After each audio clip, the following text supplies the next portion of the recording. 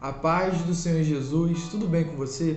Eu quero estar compartilhando um pouco da palavra de Deus com um texto muito conhecido de todos nós, que fica em Êxodo, capítulo 19, versículo 4 e 5, e que também é repetido também no Novo Testamento, que diz: Vós tendes visto o que fiz aos egípcios, como vos levei sobre asas de águia e vos trouxe a mim.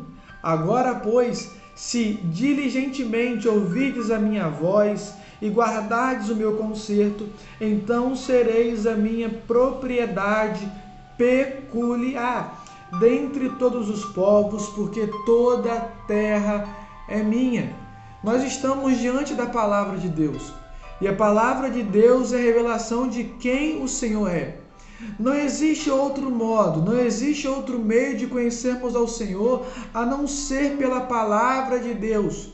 Todo conhecimento que se diz conhecimento ao Senhor, que não é feito através da palavra de Deus, é um conhecimento falso, porque nós temos a pleno entendimento que o conhecimento verdadeiro de quem Deus é está manifestado na Bíblia, e para conhecermos ao Senhor, nós temos que conhecer da palavra de Deus, porque a palavra de Deus revela quem o Senhor é, e quando nós conhecemos quem o Senhor é, nós automaticamente conhecemos quem nós somos no Senhor.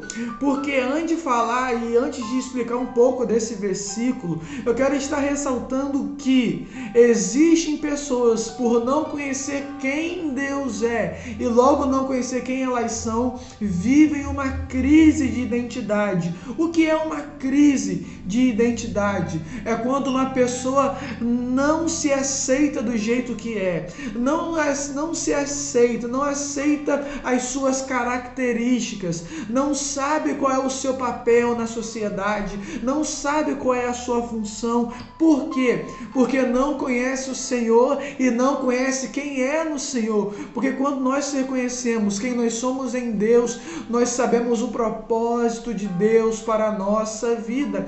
E Deus tem um propósito para cada um de nós, independente das nossas qualidades, independente das nossas características. Deus tem um plano, Deus tem um propósito para a nossa vida, e cabe a nós a estar abertos ao propósito, ao projeto de Deus para a nossa vida, porque fato é, todos nós sabemos que Deus tem um plano para a nossa vida, mas cabe a nós estar abertos ao projeto de Deus. E eu quero estar falando aqui um pouco sobre princípios que geram resultados espirituais.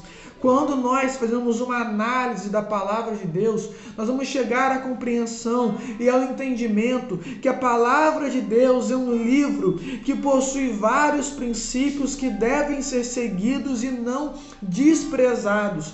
Quando nós seguimos os princípios que o Senhor estabelece em tua palavra, nós prosperamos em tudo aquilo que nós fazemos. Eu não estou falando de prosperidade segundo a ótica, a visão humana, mas na prosperidade segundo Deus, que é nos aproximar dele diariamente. Então, os princípios contidos na palavra de Deus devem ser observados e colocados em prática. Os princípios de Deus não estão condicionados ao tempo e nem ao avanço da tecnologia, porque a tecnologia pode avançar, o tempo pode passar, mas os princípios do Senhor não mudam, são imutáveis. Os princípios do Senhor têm que ser cumpridos e seguidos em nossa vida. Um princípio, por exemplo, que não muda é o princípio da oração, que está em Mateus capítulo 6, que manda a gente orar, entrar no nosso quarto, fechar a nossa porta.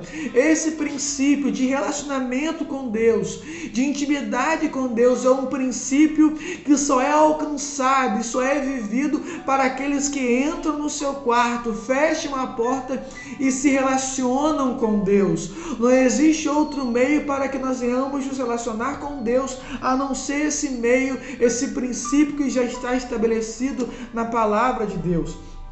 Segundo esse texto que nós acabamos de ler, nós vamos ver que o Senhor, no versículo 4, vós tendes visto o que fiz aos egípcios, o Senhor aqui está chamando a atenção do povo para aquilo que ele tinha feito na terra do Egito. Ou seja, o Senhor está falando: não desprezem aquilo que eu fiz por vocês. Não desprezem a minha obra na sua vida. Qual é o problema todo? É que muitas vezes nós desprezamos aquilo que Deus faz. Nós viramos as costas para aquilo que Deus está fazendo. E quando nós viramos as costas para aquilo que Deus está fazendo, nós começamos a valorizar o problema e esquecemos que Deus possui o melhor para a nossa vida. Uma passagem que eu gosto muito é em Êxodo capítulo 3, que é quando Deus aparece para Moisés através da sarça ardente. Quando Deus aparece a Moisés se vira e olha para a sarça, e a palavra de Deus fala, e quando Deus vê que Moisés olhou para a sarça, Deus brada com Moisés. O que isso significa? Quando nós olhamos para aquilo que o Senhor está fazendo, quando nós temos a nossa atenção voltada para aquilo que o Senhor está fazendo, o Senhor se manifesta na nossa vida, o Senhor se revela na nossa vida. Mas ao contrário disso, a palavra do Senhor nos mostra quando Pedro está andando sobre as águas, agora no Novo Testamento, e ele deixa de olhar para Jesus, começa a olhar para a tempestade que está em volta, começa a olhar para os problemas que estão em volta. Qual é o resultado? Pedro deixa de andar sobre as águas e começa a se afogar. O que eu aprendo com isso? Quando nós olhamos para o Senhor se manifesta na nossa vida. Quando nós olhamos para aquilo que o Senhor está fazendo, o Senhor fala conosco. Mas ao contrário, quando nós tiramos os olhos do Senhor, quando nós tiramos os olhos da palavra do Senhor e começamos a fixar o nosso olhar nos problemas que estão à nossa volta, nós caímos em ansiedade, nós caímos em desespero.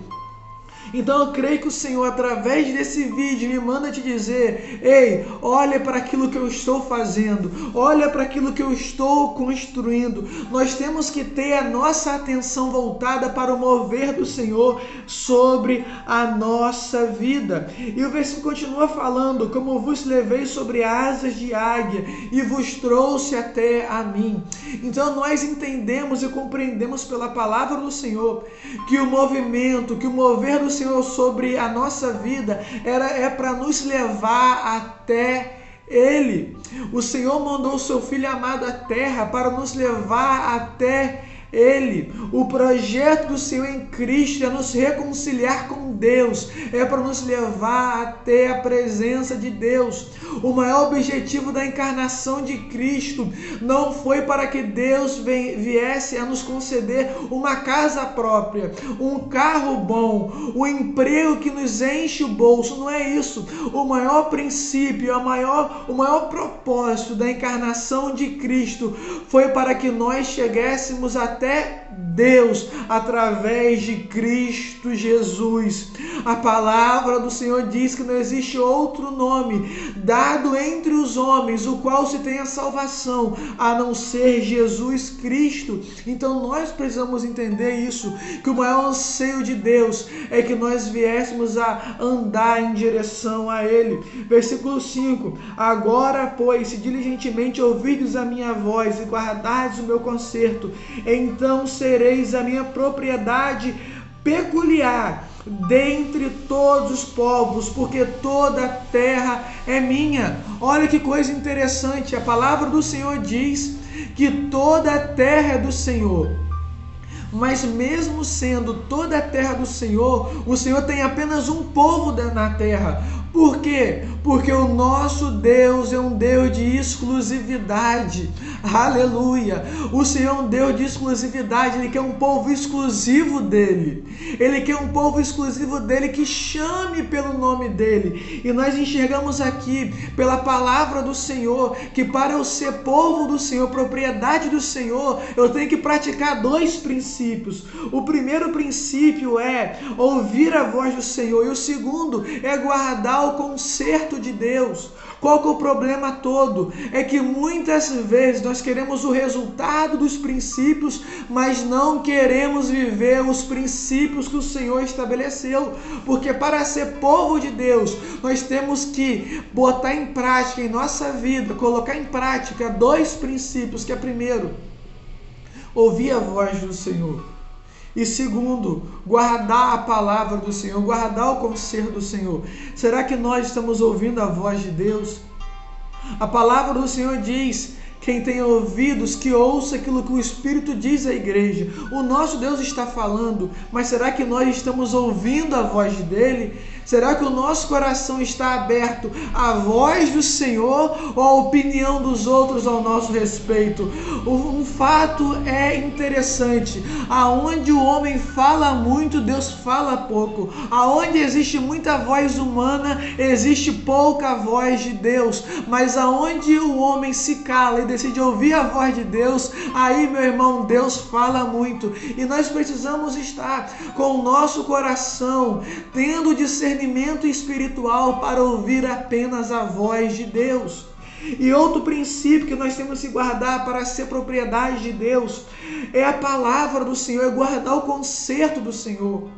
Será que nós estamos guardando a palavra do Senhor em nosso coração? O salmista diz que eu guardei a tua palavra, Senhor, em meu coração, para não pecar contra ti. Será que nós estamos guardando a palavra do Senhor em nossa vida, em nosso ser, e ouvindo a voz do Senhor? Porque guardar a palavra do Senhor em nosso coração implica em ouvir a voz do Senhor também. E é isso que nós devemos fazer em nossa vida. Nós devemos ouvir a voz do Senhor e guardar a sua palavra, porque só assim seremos o povo do Senhor. E ser povo do Senhor significa que Deus se responsabiliza sobre a nossa vida. Deus toma conta da nossa vida. Deus intervém em nossa vida. Deus não está apático a tudo aquilo que nós estamos vivendo, mas tem interesse em intervir em nossa vida e demonstrar amor e misericórdia, nos mostrando qual atitude e decisão nós temos que tomar diante dos problemas da nossa vida. Você é povo de Deus, você que ouve a voz do Senhor e guarda a sua palavra. E antes de encerrar o vídeo, eu quero te convidar a estar se inscrevendo no canal, compartilhando o vídeo e deixando o seu like. Que Deus abençoe nossa vida e nos conserve na direção dele. Que Deus te abençoe e te guarde através dessa palavra. E que você venha entender aquilo que Deus quer tratar com sua vida. E que você venha entender que você é um povo de Deus. Em nome de Jesus, amém.